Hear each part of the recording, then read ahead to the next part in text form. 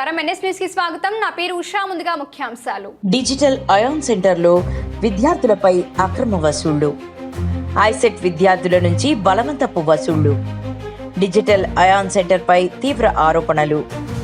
మల్కాజ్గిరి మేడ్చల్ జిల్లా కీసరలోని digital ion సెంటర్లో జరిగిన ఈ ఘటన విద్యార్థులు తల్లిదండ్రులు తీవ్ర ఆగ్రహం రేకెత్తిస్తోంది.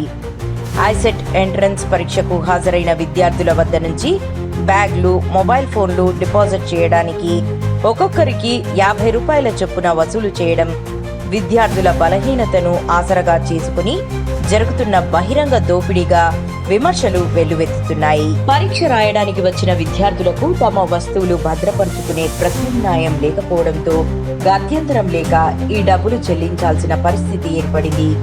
దీనిపై ప్రశ్నించిన విద్యార్థులు తల్లిదండ్రులకు నిర్వాహకులు ఇది ప్రైవేట్ సంస్థ, మా ఇష్టం వచ్చినట్లు వసూలు చేస్తాం అంటూ నిర్లక్ష్యంగా సమాధానం ఇవ్వడం మరింత వివాదానికి దారితీసింది. అత్యంత బాధాకరమైన విషయం ఏమిటంటే అక్కడ ఈ అంశాన్ని ప్రశ్నించడానికి బాధ్యత వహించే అధికారులు ఎవరూ అందుబాటులో లేకపోవడం. ఈ విషయమై బీసీ విద్యార్థి సంఘం రాష్ట్ర ప్రధాన కార్యదర్శి తాళ్ళూరి వెంకట్ కౌశిక్ తీవ్రంగా స్పందిస్తూ విద్యార్థులపై ఇలాంటి బహిరంగ దోపిడీలను ప్రభుత్వాలు ఎందుకు ప్రోత్సహిస్తున్నాయి? ప్రైవేట్ పరీక్షా కేంద్రాల పేరుతో అక్రమ వసూళ్లు చేస్తున్న సంస్థలపై రాష్ట్ర ప్రభుత్వం వెంటనే చర్యలు తీసుకోవాలి. లేకపోతే విద్యార్థి సంఘాల తరపున రాష్ట్ర వ్యాప్తంగా ఉద్యమాలు చేపడతామని ఘాటుగా హెచ్చరించారు. విద్యార్థులను ఆదాయ వనరులుగా చూసే ఇలాంటి కేంద్రాలపై వెంటనే విచారణ జరిపి బాధ్యులపై కఠిన చర్యలు తీసుకోవాలి.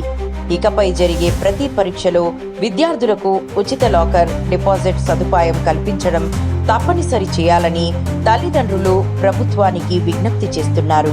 నమస్కారం, నా పేరు తాళ్ళూరి వెంకట కౌశిక్. నేను బీసీ విద్యార్థి సంఘ రాష్ట్ర ప్రధాన కార్యదర్శిని మరియు అలాగే జనసేన పార్టీ విద్యార్థి విభాగ అడాక్ కమిటీ మెంబర్.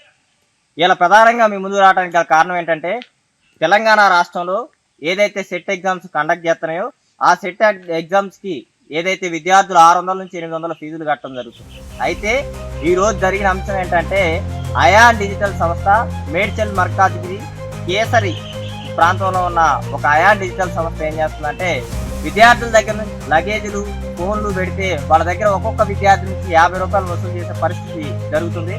అయితే విద్యార్థులు ఏదైతే నా సెట్లు సంబంధించి ఫీజులు ఉన్నాయో 600 నుంచి 2000 ఆ సంస్థలకి యాజమాన్యాలకి వెళ్ళే విధంగా చెల్లింపులు చేస్తున్నారు.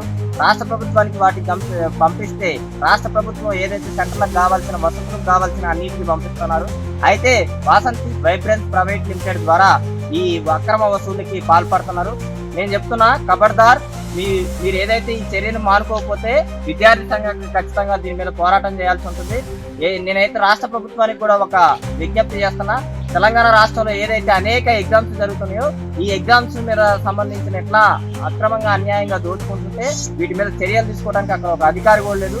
దయచేసి అధికారిని ఏర్పాటు చేయండి. మళ్ళీ దాంతో పాటు అక్కడ ఆ వ్యవస్థను ఏదైతే ప్రశ్నిస్తే మీరు 50 రూపాయలు కట్టలేని వాళ్ళు ఎందుకు ఇక్కడికి వస్తున్నారు, రోడ్డు మీద పడేసి పోండి, ఇది మా ప్రైవేట్ యాజమాన్యం మాకు నచ్చినట్టు చేస్తున్నాం అని చెప్పేసి ఇష్టానుసారంగా వ్యవహరిస్తుంది.